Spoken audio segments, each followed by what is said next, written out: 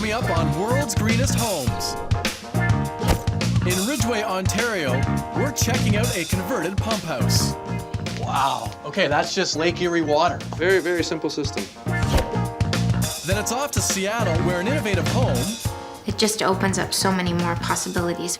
shows off its true colors. 100% recyclable, extremely strong. And then over to a straw bale home in Scottsdale, where cleanliness is next to a toilet? What's going on with that? That's Kevin's version of a bidet. Join us as we visit the world's greenest and most extraordinary homes on the planet.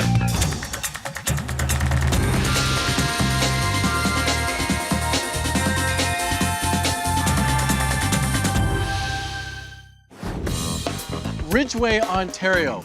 It's a nature lover's paradise and only a few hours' drive from the booming city of Toronto.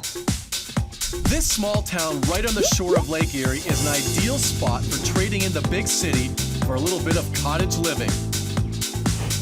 The structure was originally built to direct water into town for the fire department, but after undergoing a complete transformation in 2007, it's now a gorgeous 3,000 square foot home with 3 bedrooms and 3 baths.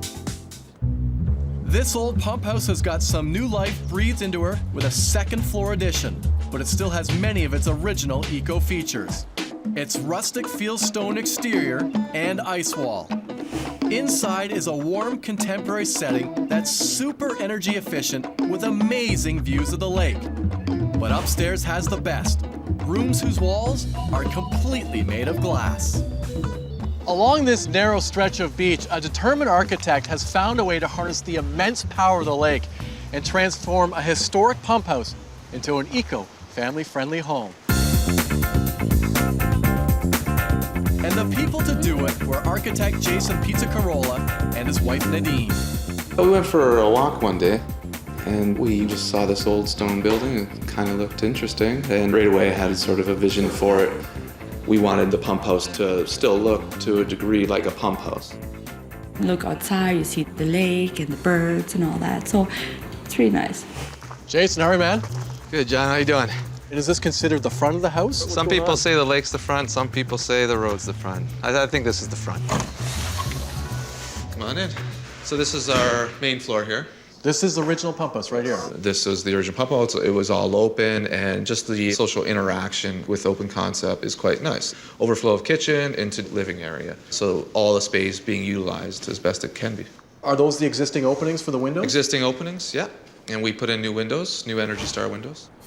And are you embracing the fact that you have so much natural light? Exactly. It's very rare we turn on a light during the day. You're saving the environment, you're saving money.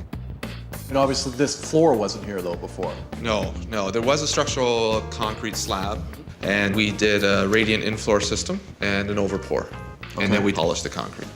The radiant floor system, I mean, does it permeate enough heat for the entire house? Yes, and what it does is that the heat runs across your body, and you're always in contact with the heat, which is different from the forced air system. Here's the direct path to the kitchen, right? I'll just follow the crack. Give me the lowdown. Well, concrete usually cracks. We had an option of either saw cutting it 10 by 10 or just letting concrete do what it does, and that's what we did. So we just let it crack, and it actually formed up a nice little pattern here. Kitchen, what were the decisions in terms of design influences in here? Well, mainly formaldehyde-free, that was a big concern. Appliances are all Energy Star. Lighting, trying to reduce by using compact fluorescent. And something that will last a lifetime. You went with your basic just granite? Yeah, we went with the granite really to tie into the rock. But it's upstairs where the conversion gets personal. So you come up the stairs here. This is what we're calling the gallery. Pump houses didn't have little niches like this though. I mean, this is a very modern touch. We've assembled some pieces that we found when we were traveling, and over time I'm gonna create some sculptures out of steel for these things when I get all in my spare time. Yeah. Flooring surface completely different from what we had on the main floor. This here is cork, very sustainable material. The tree is not harvested, the bark is stripped, and very long lasting, very durable. So here we have the master bedroom. Master bedroom with a masterful view. Wow. Yeah, it's actually a great view. When laying down in bed, all you see is water. glass isn't the highest insulated product that you can use. Right. So this might be a pretty cold room. I mean, what's this room like in the winter with the winter winds whipping at you? In this instance, we use the insulated blinds. So at night we pull the blinds shut, and that retains our heat. Okay, nice view, but you really have to like this bathroom. Not surprising, it has a dual flush toilet and energy efficient fixtures. But sink and tub, that's kind of a interesting shape. Yeah, I just really like the form, the egg-shaped tub, nice big soaker. Just a rain shower. Nice. Just like being outside in the rain. Well, with these sliding doors and a deck right there, it's almost like an outdoor shower. Exactly, yeah. Like literally. Man, you've got to love this. This room seems to extend over the water and gives you the feeling you're hovering over it. Glass room, yeah, it's definitely got a lot of glass. Yeah. Wow. It's been quite an experience here, just going through some storms, lightning storms, wind storms, snowstorms, all of it. You just wanted a big kind of an atrium room to sort of watch the weather come in? Exactly. As cool as watching storms can be, sometimes the weather can turn dangerous, especially when you're this close to the water. I'm looking at that door, and that's not like any exterior door I've seen to a patio. It's like a roll-up door. It's like I'm in a factory. Exactly. So 2 years ago, the ice shoved up past the first break wall, past the second break wall. It was about to enter the house, but yeah, good thing we got this thing. Wow. So that's our last line of defense, and it's worked pretty good over time. As a pump house, naturally, it originally fed water to the fire department. And the really cool thing is that it still can. The line that was put in about 100 years ago is still operating. That line leads down into our basement. On the way from the lake to the tank, it increases in temperature about 10 degrees. We take that water and pump it through our furnace and does heating and air conditioning. This I've got to see. So what, this little green pump in the corner is pumping all that water into your house? That's it. Down here is the tank. This is the Swiss cheese hole we made. How deep is that? About 14 feet. Okay, that's just Lake Erie water. Very, very simple system. It's just water, that's all it is. Water, yeah. They say an architect's home is never finished, and it's no surprise that Jason is no exception. He's still planning to add solar heating and wind power. It takes amazing determination and courage to weather the various storms that are unique to this gorgeous location. But for this couple, the eco-benefits have made it more than worth it.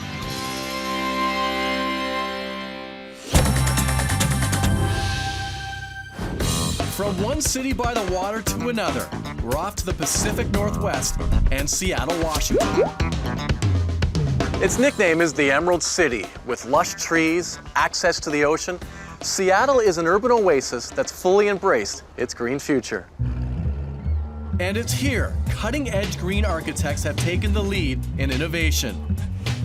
This two-story, 2,100 square foot home was built in 2008 with 3 bedrooms and 3 baths. The suburbs have never looked so, well, unlike the suburbs.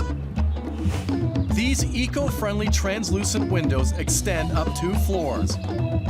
Inside is a bright, minimal concept living space, so well made, it was given a 5-star rating by the Seattle Green Building Association. This is a very cool home, one that Sam and Angie Lai and their 3 kids call PC1, PC for politically correct. We wanted it to be an efficient house and we wanted to bring light in, so we weren't trying to make a statement and we weren't trying to be PC, but we weren't trying not to be PC either. We were just trying to be honest, and that's kind of where the name PC1 came from. I love the front gate because it means that Manny has an outdoor play area where he's completely fenced in to the interior of the house. So it just opens up so many more possibilities for play. Sam and Angie knew what they wanted, so to make it happen, they reached out to green architect Mark Haslip, who set out to create their upscale urban retreat. There was this desire to have some connection to the street while also having the ability to create privacy at the same time. Right. We have a private deck that can be closed off when we're out there barbecuing or having dinner outside. And we have a large gathering, we're able to pivot the screen up. The 14-foot cedar screen flips open with the simple push of a button. You've gotta love that. While the cedar came from close by, the wood from the fence came from even closer. When we first bought the lot, there was a bunch of old black bamboo that was growing on the lot. We decided that we would salvage the bamboo, so what we did is we cut those bits of bamboo and built a fence out of it. The polycarbonate was probably the most amazing find that we had. 100% recyclable, extremely strong, something like 200 times the strength of glass. Highly UV resistant. This is all just natural daylighting. And it's lightweight, allowed us to actually span both floors, and it goes from the very front of the house almost the full length of the house. It's definitely a hit with the kids. On brighter sunny days, the polycarbonate wall can also work in conjunction with the concrete floors that we have. It takes up the energy from the daytime and releases it slowly at night, but then also in the summertime acts as a heat sink and pulls away some of the heat. But talk about cool.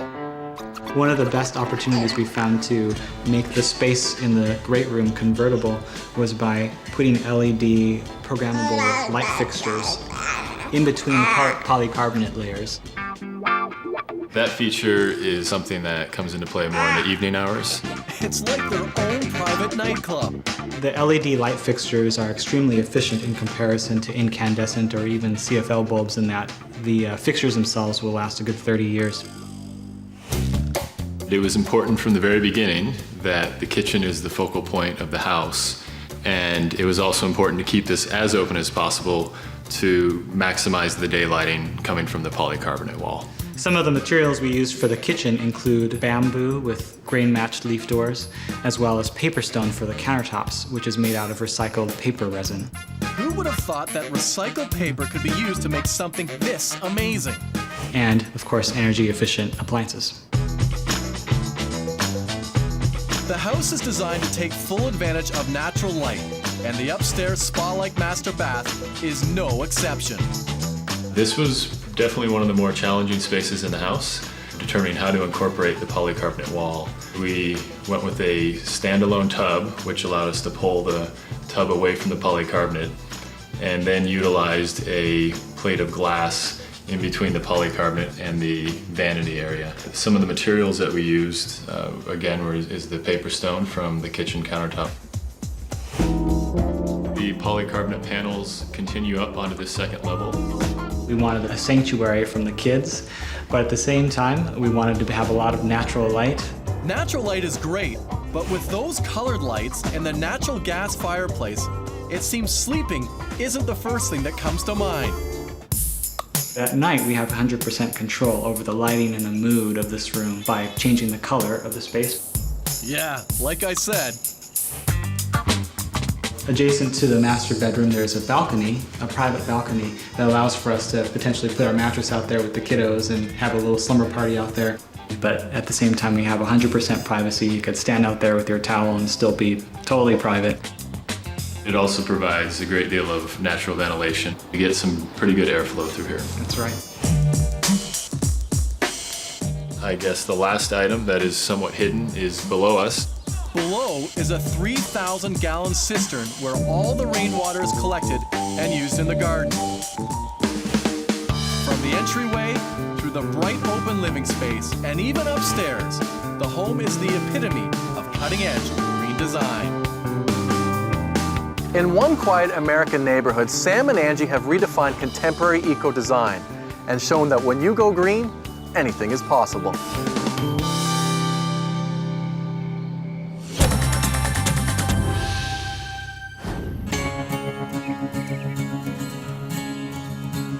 Arizona, the Grand Canyon state, where the hot desert climate has forced people for centuries to come up with inventive ways to use all this sun to their best advantage.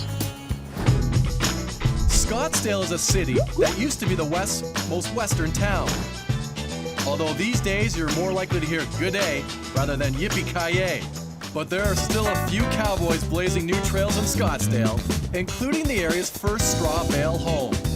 It was built in 1999 and has 3 bedrooms and 3 baths. One of the most unique features of this 2,800 square foot home is its huge cooling tower that juts out like a giant cactus. Inside, it's ranch style with a large open living room, 2 dining rooms, and featuring a funky yellow fireplace.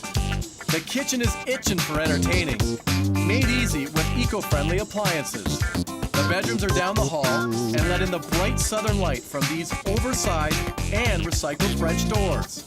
And there's nothing finer than a cool dip in the pool. Here in Scottsdale, a typical southwestern Arizona neighborhood is a house that manages to make a modern family happy, using some very old-fashioned ideas. Architect Kevin Edwards lives here with his wife Stacy and their 2 kids Hollis and Austin. When Kevin first designed his home, he was a true eco groundbreaker.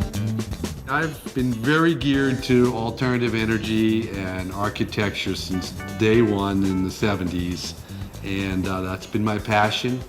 I was eager to get my hands into building for my young family. Kevin, how are you doing? Hi, John. This is a straw bale house. Yeah. Kevin, make me understand the process. I look at this and I see essentially a stucco house. Initially, you have all the straw exposed, but we encapsulate it with a metal lathing, and then we plaster or stucco right over top of that straw and gives us that exterior finish. Straw bale is also great for insulation, but what makes it really popular is that it's usually cheaper, easier to find, and easier to work with than the alternatives. The 3 little pigs, is this gonna blow over? I mean, It's a post and beam construction, much like a barn or a commercial building, so it's a big bad wolf cannot blow it over. here we go. You can really tell about the depths of these walls, can't you? Yeah. Like this is all straw bale right That's here. right. It's 24 inches. Absolutely. This isn't hay, right? There's a big difference between hay and straw. Good point, and a lot of sea slickers don't understand it. Yeah, it's not food. It's simply a byproduct of the cereal grains, grown right here locally. You're using the oldest materials known to man, straw and wood. I mean, look at these beams. These are ponderosa pine trees, and they are structural. Ponderosa pine can get as tall as 180 feet in the Southwest. Oh yeah, and the bark? You can't miss its vanilla smell. And I can tell by your personality, you're a colorful man. You're popping color everywhere. And the interior walls are actually not painted. They're dyed with an iron oxide. Iron oxide is non-toxic and has been around forever. So long, in fact, that early prehistoric cave paintings were made from this type of dye. What about the kitchen design? We wanted to have a utilitarian type of kitchen and not something that was just large. What about the big black ominous? It's a custom-built refrigerator, and they claim to be the world's most energy efficient. But, you know, everything's got a pro and con, right? It tends to build up with ice, and we have to defrost it periodically. And Like, are you taking a crowbar to? It's not that much ice that you gotta take a. steel spatula? Yeah. No, it's not too difficult. You go into the kids' rooms, it's pretty fun. Well, I incorporated a lot of the straw in the ceiling of the bedrooms. It kind of acts like an acoustic barrier, so kids being loud, you know, loud music and all that, it helps to dampen the sound. It also helps to put the master bedroom on the other side of the house. Kevin, I'm sensing Stacy's influence in this room. There's no way you laid out all the pillows. There's no way. You know, all the decorations you see throughout the house, she pretty much has charge of. A very rustic wood material above your beams. I thought it'd make a nice texture and a good way to break up the ceiling. You can tell the windows you put in, those are old as well. Where did they come from? Yeah, they came from an old school building, which they're perfect. I love the shape of them. I like the configuration of them. It's not quite as original as it looks. Kevin kept the frames, but he replaced the windows with energy-efficient dual-pane glass. Bathroom is that way? Yes, the bathroom's over here. Kevin, for your domestic water, how is your system set up? We have a recirc pump throughout the house, so we have pretty much instant hot water. And since the water isn't running as it's heating up, it's great for conservation. This place is full of surprises. What do we have? It's a cooling tower, and the technology originates in the Middle East from the wind towers that exist over there. In the windows there, you've got the misting system that cools the air, and it drops 32 feet per second, Right, okay. but it's not being propelled by a fan, it's being propelled by gravity. And it rushes into the inside of the house through these doors right here. Kevin, how much cooler can this actually make the house? Well, considerably. It could be at least 15 degrees cooler, if not more.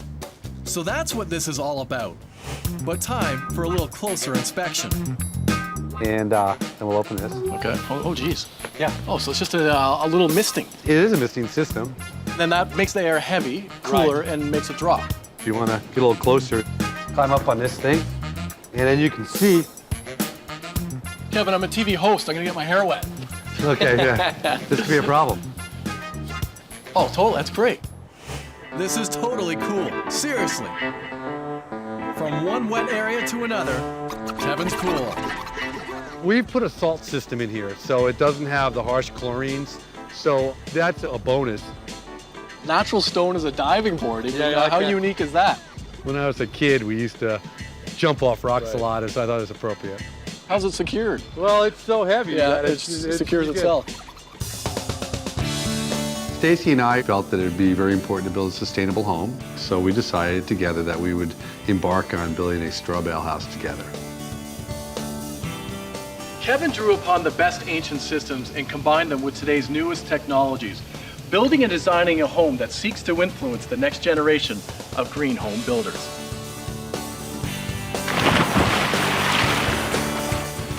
Oh, that's nice. That's Arizona living. You can't miss the feature. I mean, you have a shower head with water control on your wall of your toilet. What's going on with that? I call that's Kevin's version of a bidet. But with a bidet, traditionally you're able to control the water. I mean, here, it could fly everywhere. Like, you don't have a drain in there, obviously. Well, you're kind of sitting on the toilet and using it between your legs. And I'm not going to ask for a demonstration. I know.